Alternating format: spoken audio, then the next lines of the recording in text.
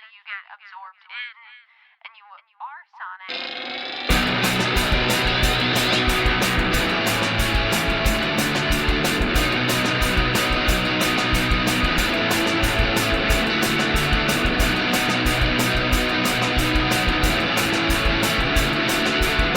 What's up, everybody? I'm Taylor Olmstead. I want to welcome you back to No Repeat, a podcast where we pick 3 songs every week with no repeats and no do-overs to create a perfect playlist for every occasion life throws at you. Joining me are my co-hosts, Tyler Reed. 2019, new year, new me. And Sean Evans. Everybody needs to go check out my new indie band. We're called Tuesday's Khakis. This week, 71 DPI, our friend of the show Alex, challenged us to find the best song to eat barbecue to. Some context here, he said, been thinking a lot about musical food/beverage pairings. Example, every time I get Eli's Barbecue at their river location, I feel compelled to listen to Builders and the Butchers. I jumped right into this challenge when Alex tweeted it because it just seemed like such a good fit for our show. I love this idea of like food and beverage pairings with music, right? I think barbecue in particular has enough ties to music and to kind of like country and blues and rock and roll culture and lots of other styles of music, but it feels like a very like musical style of food. Like there are lots of songs written about barbecue or perform or, you know, it fit to me. I don't know. And so I was like trying to think of what is my ideal barbecue situation. Like if I go to my favorite barbecue joint and, you know, they're bringing out a plate of brisket or whatever, what song do I want to hear on the stereo in the barbecue restaurant? And so that's kind of what my approach was like putting myself in that place and thinking about like what I would hear there. Oh. Go ahead, Sean. You clearly have something on your mind. No, I'm just trying to imagine what Taylor thinks, like what song is in his head when he sees a plate of meat coming towards him. That just was a hilarious image for me. Like, what does his face look like? Is he like kind of like dancing a little bit? Is he kind of excited to get some meat? Is he? I mean, is he kind of like drooling a little bit? I have said before, and I will say again: the number one reason that I could never go vegetarian is barbecue. I think it's one of the best styles of food. It's a uniquely American style of food. But the thing is, it's pretty dependent on meat. And I don't think I could handle, like, barbecue tofu. That's just not the same. So, yeah, I mean, I get excited. Like, I feel like I've known you for a long time. And I don't think at any point you've ever mentioned that barbecue is one of your favorite foods. Really? Yeah, really. Like, I had no idea. Absolutely. It's one of my favorite styles of food, but I feel like you can't call barbecue a favorite food because it encompasses so many different foods. You can barbecue a lot. And it's not always about the barbecue itself because, like, at least 60% of barbecue is the sides. Well, while we're talking about Taylor, what kind of sizes do you like? See, I wanted to do this. I think we're gonna have to go around and talk about our barbecue. Like, what is your typical order at a barbecue place? And then we can go from there to talk about our songs, right? Okay, let's do that. When you introduce your song, talk about your barbecue order. Okay, that sounds good. I like that. So I can say that for my methodology for this one, I thought about recent barbecue experiences and what was going on when I was there. And I realized that I didn't really listen to a lot of music when I was at barbecue places because they're usually loud. They're almost like cafeteria-esque places. So it's not where you're like sitting there and there's like ambiance of like music playing.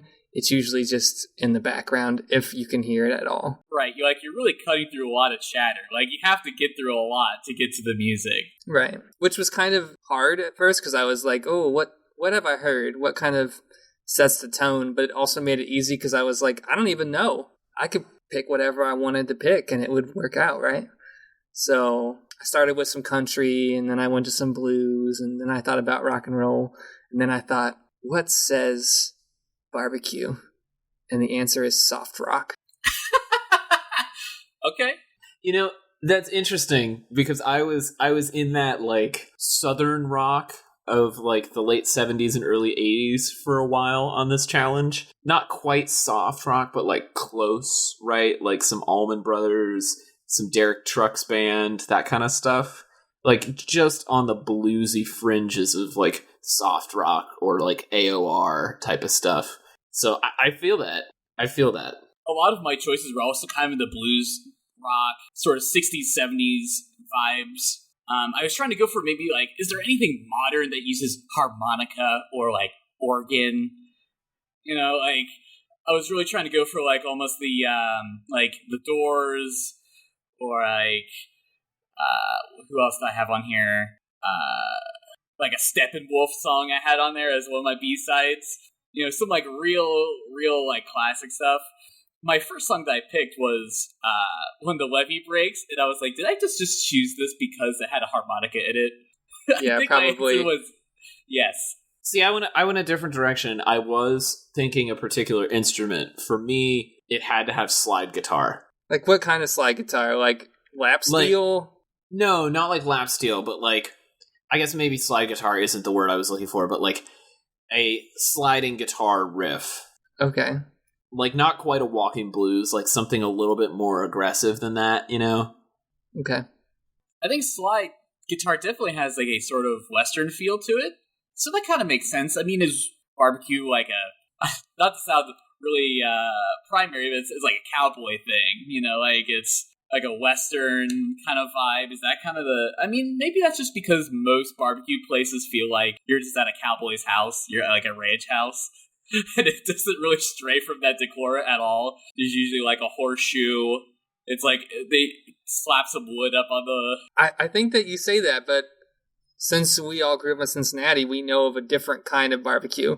That's like true. when you go to Montgomery Inn, it is much different than basically every other barbecue place I've ever been to. Yeah, and I think that was part of the challenge that I had this week was barbecue can be so different. Like, the place that I go here in Atlanta is more of a Texas-style barbecue. It's very, like, beef-heavy, lots of brisket. But the barbecue we grew up with in Cincinnati is more of a Kansas City style. It's lots of ribs and more pork. Like, the barbecue, the food of barbecue differs a lot, and the environment. Like, you're right, Sean. Montgomery Inn is a much more, like, almost dressed-up environment compared to, like, Fox Brothers here in Atlanta, which is kind of like Tyler's talking about. It feels like you're eating on somebody's front porch. And I think that's what made this challenge interesting. This challenge kind of made me realize that, I was going to say, I don't think I've really eaten at that many barbecue places that really strayed from that. Of course, there's always Korean barbecue, which I feel like really kind of bucks the trend a little bit, which is a very different sound, which we all have chose to ignore. Yeah, I think the implication of the challenge was American barbecue. I mean, he did reference Eli's, which is great barbecue. Links, of course, to all of these barbecue spots in the show notes. But who wants to go first this week? Who thinks they have a good barbecue song? I'll go first. The song I chose was Flirtin' with Disaster by Molly Hatchet.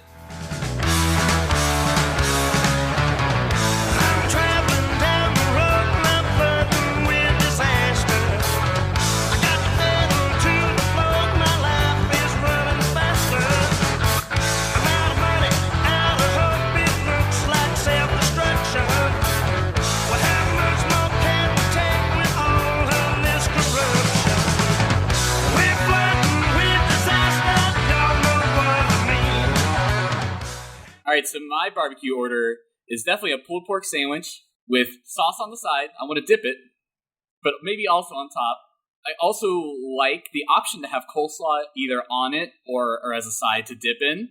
That's real tasty. I hate coleslaw normally, but it is good on a barbecue sandwich.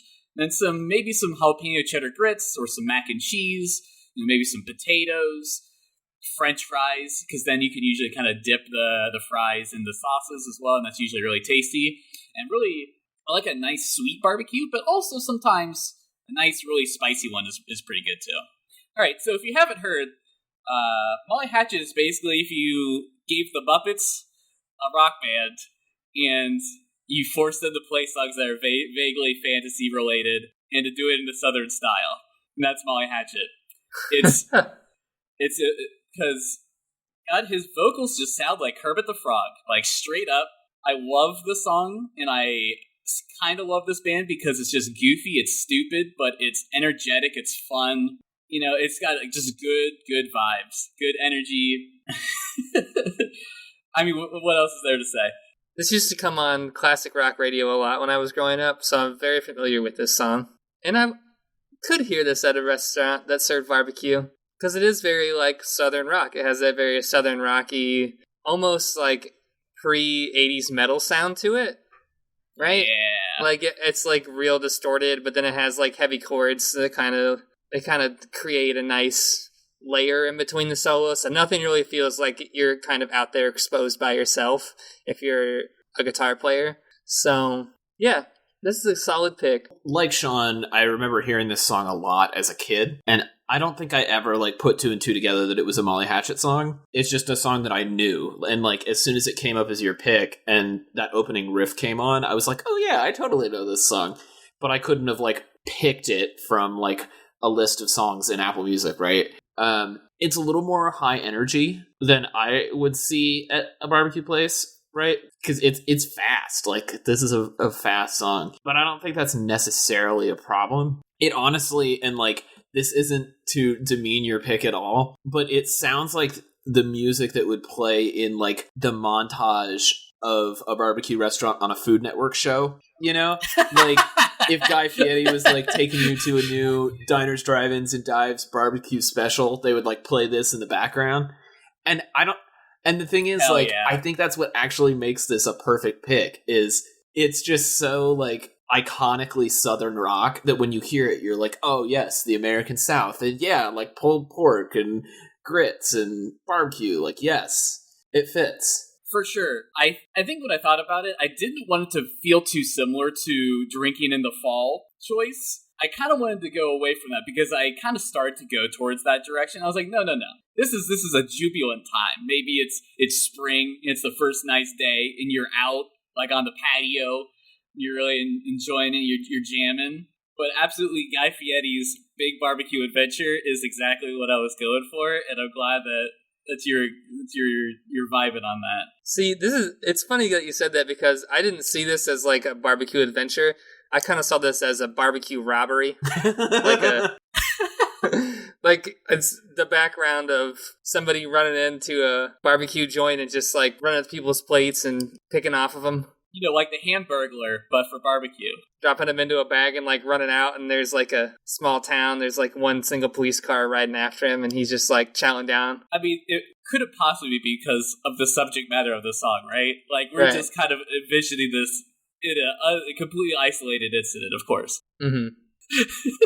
And at the end, his car like plows into a lake of Pepto-Bismol or something.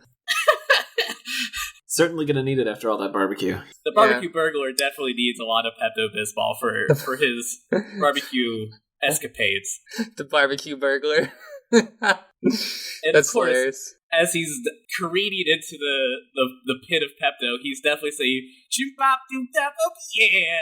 Can Rude Pets Club do a version of that? Of which part? Of the barbecue bandit in the lake of Pepto-Bismol? Maybe. We'll see. It's not off the table. Okay. But I just want us all to recognize that it does sound like Kermit the Frog, right? Oh, it does. That was a fair comparison. Okay, alright. Yeah. I was worried I was the only one that saw that. Nah, you're good. All right, Sean, what was your pick? So this week, I picked Mac DeMarco, Salad Days. As I'm getting older, chip upon my shoulder, rolling through life, you roll over and die. La la la la la la la la la. Missing you, Big John. Salad days are gone. Remembering things just to tell them so long. Okay, so when I go to the barbecue place, usually what I get is, like, if there's, like, a platter sampler, that's usually what I go for. Because I like sausage, I like brisket, I like pulled pork. I try to probably stay away from the chicken, or if there's, like, some kind of turkey. I don't know why. That just doesn't really scream barbecue to me. It just says, like, I'm looking for an alternative or a lighter option, and that I don't go for that. But my sides are, I gotta go for the macaroni and cheese. That's a must. And I also go for, if there's any kind of baked beans option, love that. What do you, like, squeezing your face for? Because you say that, but then you go to a place that has, like, an amazing brown sugar baked bean with, like, burnt ends inside of it, and you're like, this is it. Let me be clear. I always try baked beans. It's very hard for me to love baked beans. Okay. Well, you gotta like search out the right place. I don't order them at every place. I order them at the good place, and I'm thinking about my optimum I'm not cooking play up here. some Bush's baked beans from a can, right? Like, like this has got to be the good stuff. And then always feels too sweet, but that's fine. It's fine. I always get cornbread. I forgot about cornbread. I just feel like you have to have it when you go get barbecue. You have like, if it's just regular butter or apple butter or whatever it is, you just gotta have the cornbread. And it really, honestly, I think personally, a barbecue place is first judgment is whether or not your meat is good. The second is whether your barbecue sauce is good. And like a very close third is whether or not your cornbread is moist or dry. Fourth, how many napkins do they have readily available at any given time? Well, you need to have a paper towel roll right there at the table. So what you're saying is it's pass or fail at that point. If they don't have a paper towel roll, then you just politely get up and leave. We probably wouldn't have sat down. But the reason that I picked this song is because, like I said, soft rock just really is a good eating to music. And I like listening to Mac DeMarco when I'm outside and it's like a nice, cool summer evening. Maybe there's like some Christmas lights or like Edison bulbs going on and hanging up over people. And there's a nice ambiance. And that's part of what makes barbecue too. Like it's a thing. It's an experience. It's not just like a get in, get out kind of place. I don't know. That's how I feel about barbecue. So Sean's is less of a honky tonk. It's a little more dignified. But not that much though. I don't like Montgomery Inn. You have to like go in there all with a button down shirt and stuff. That's a little bit too much. Like a fast casual trendy restaurant. Yeah. When this pick came through, I was really surprised because I know this is one of like your all-time favorite songs, and we've talked about this song on numerous podcasts now.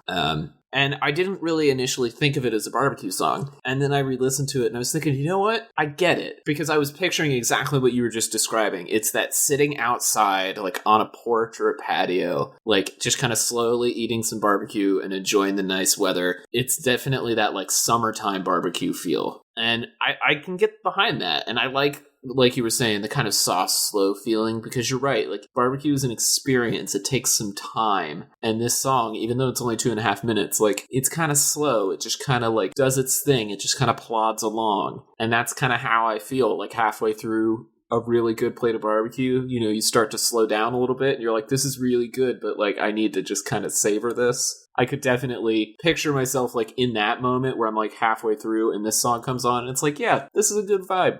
This is really chill. I feel like every single time we sit down to record an episode of this podcast, I have no idea what anyone is thinking when they submit these songs. And every time we explain it, we're like, oh, okay. It's really about painting the picture. And I think you painted a great picture, which is, I think, usually what leads to having a successful choice. Because I'm like, yeah, totally. It's like at 8 p.m., 9 p.m., maybe you were doing something else. This is like your cool down, where mine is more like the warm up. You're like, ooh, we're getting ready to go do something.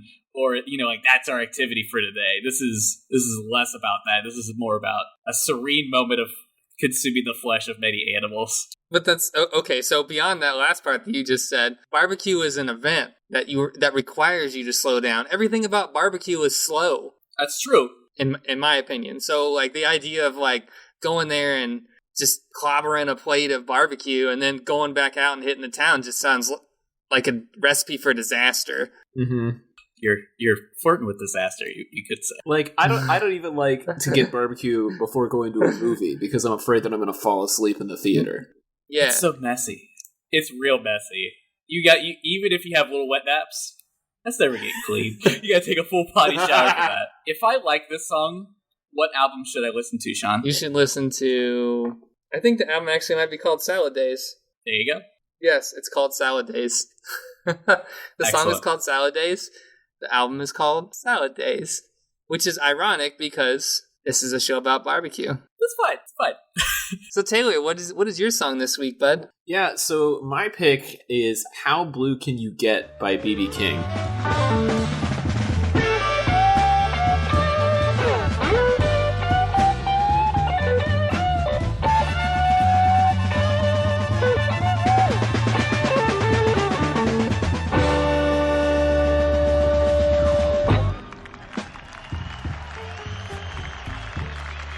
I've been downhearted, baby, ever since the day we met. So like Sean, barbecue is a slow experience for me. I like to, get to the barbecue place and hopefully they have some bread on the table. Cornbread is fine. I'm not a big cornbread guy. I'd rather have Texas toast. But, some cornbread or some rolls or some corn muffins, like, that's fine. But you gotta pace yourself on those because that's the pre-show. And then when it comes time to get the actual meal, I usually go for brisket because I feel like that's like the true test of a barbecue place is how good is their lean and fatty brisket. Because they're two very different cuts of meat and I like them both, but you kind of gotta like get a feel for both. Sauce-wise, I try to go for the vinegar-based Carolina-style sauces when I can. They're a little bit harder to come by. But if not, then I'm usually going kind of spicy. I don't like my barbecue super sweet. Sides, mac and cheese, we've all talked about. But then a new addition to my barbecue side since moving to Georgia is fried okra. I'd never had fried okra before I moved here, and now I get it every single time I get barbecue. I don't know why, but it just works on me. Like, a good fried okra is amazing. And then finish it off with some banana pudding. I feel like banana pudding and, like, dessert in general is kind of like the unsung hero of barbecue. You just need, like, a little bit, like, almost like a shot glass worth, just to, like, put something sweet in your mouth at the end of the meal. Just kind of, like, cleanse your palate with that little bit of banana. I'm very into that. I mean, I'm into that. I don't think any barbecue place that I know of has dessert. Or if they do, it's like a really phoned in dessert. No. Down here, every barbecue place has like banana pudding or bread pudding or plantains, like some kind of sweet dessert to finish it off for sure.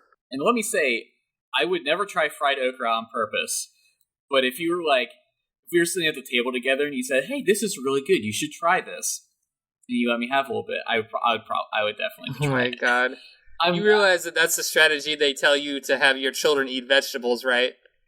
Anyway, go ahead. This is more relevant. Yeah, okra's not for everybody, that's for sure. But I wanted to pick a blues song because I love, like I said, that slide technique on the guitar. And of course, B.B. King is known for those sliding riffs and that tremolo on the guitar. And so I kind of I was playing around with some Southern rock, I was playing around with some blues. And then I was like, no, it's gotta be like real, like classic electric blues. And then, you immediately go to B.B. King. And for some reason, How Blue Can You Get is just always like the most B.B. King song to me. There are a ton of different performances of it. The one I like the most is the live in Cook County Jail version. Because I feel like his vocal is just so powerful in that one. It has a really great solo at the beginning. Because the recorded version that played on radio doesn't really have the guitar solo. And barbecue to me is like a good blues guitar solo. Like when it's done well, it's simple and effective, and that's what I like about it. So yeah, I mean, I just had to. I love Hey You so much. No, you're right though. B.B. King really knows how to make a guitar sing, and I feel like your philosophy with barbecue being like that is nice. Like you don't have to do all kinds of crazy stuff. Just do one thing really, really right, and people will love it. They're not looking for something all complicated. They just want you to be good at that thing. That's what they're coming for, B.B. King was the king of blues guitar. Barbecue is the king of barbecue. King of meats. And that's what you're doing. Because, I mean, but really, though, if you've heard somebody play bad, you're not going to go see him again. And if you go to a restaurant and the food is bad, you're not going there again. I'm not. I don't know, maybe you like to torture yourself and do that. I don't. I go where the food is good. And that's the thing. I feel like a good barbecue place is familiar like a B.B. King song. Like, it's just good. And, from the first time you hear it or you taste it, you know that it's good and you can keep coming back to it and it's always going to be good. It kind of transports you to a different place, too. Once you've had, really good barbecue, it can take you to, another place. Good food in general, probably. But I think that's what blues does, too, for people. It kind of takes you to a place. And as we're coming to find out from what Tyler says, it's all about mood setting. It's all about experience. I just imagine that no barbecue restaurant is going to do this, but I imagine if you have barbecue at home, I think the best musical experience is going to be crate digging through something and just finding a random vinyl and then playing that. If you're sitting around at the table, and that's what I imagine is you just pull out this random B.B. King vinyl and you just throw it on. But no, I feel like I've definitely heard B.B. King at barbecue places I've been to before, it has to be a staple, right? Like, it just makes sense. There's something about slow guitar solos that just speaks to the barbecue experience, which apparently is a slow experience, as we've all discussed already. I mean, I'm sitting here re-listening to this song after talking to you guys about barbecue for a half hour, and I'm getting really hungry. So we need to get into some B-sides. Otherwise, like, I'm going to DoorDash some brisket to my apartment before we finish the show. So now it's time for notable B-sides, and these are songs that were so close to making it, but didn't quite make the cut. Does anybody have some notable B-sides? I got a few. Like I said, lots of Southern rock. So I got LaGrange by ZZ Top was almost on my pick. Rollin' and Tumblin' by the Stone Foxes. And Something for Nothing by the Reverend Peyton's Big Damn Band. Because that blues guitar, just all day long. I actually made a super good playlist based on my B-sides, and I'm definitely going to keep it around. Some of those include Break On Through, To the Other Side by The Doors, Heavy Blanket by Ruby the Hatchet, Love Train by Wolfmother, Magic Carpet Ride by Steppenwolf, a deep cut by Bill Withers, The Best You Can, and then Moondance by Van Morrison. Ooh, Moondance is a good choice. I actually don't have any B-sides this week. No, like, when I found out what this challenge was, I kind of just looked around a little bit to nothing that was exciting, and this song popped to my head, and I was like, that's it. It took me all of 3.5 minutes to pick this song. There wasn't really any other contention. I was like, this is it. When you know, you know. And I feel like a lot of times I really struggle, but this time it was pretty straightforward, which stinks because I feel like this is one of my back pocket songs. I was like, yeah, gonna pull that Mac DeMarco out and ha-ha. But now it's off the table. It's off the table. Off the table. Well, Tyler, if people want good barbecue recommendations in the greater Cincinnati area, where can they get those from you? Hey everybody, you can find my design illustration work at rudepets.club. Updated that website recently, go check it out. And you can find me on the socials as Rude Pets Club on Instagram and Twitter. Sean, if people are looking for good barbecue in the DC area, where can they get recommendations from you? Oh, can I name drop some places? Oh, please do. Oh, okay. So if you're in downtown, there is a place called Hill Country. I think it's a chain. Don't get the macaroni and cheese, though, because they put stuffing in it. Ooh, that sounds real good. How can that be bad? You should give it a shot. It's not for me. I'm a mac and cheese traditionalist, so that's what I want. Another great place if you're in Arlington, particularly in Falls Church, there's a place called Liberty Barbecue. It's a little family-owned restaurant, I think, and it is absolutely amazing. Nothing bad there that I've ever had. And then if you're in Maryland, no, it's called Capital Barbecue. It's like a local chain. No, sorry, Urban Barbecue. It's like a local chain, but there's one really close to my office in Maryland, and they have burnt-in baked beans. Oh, get the burnt-in baked beans. It's like if you took all the great parts of bacon and all the honey brown goodness of brown sugar baked beans, and you made this awesome concoction together. Oh, gotta try it. That sounds really good. Gotta get it.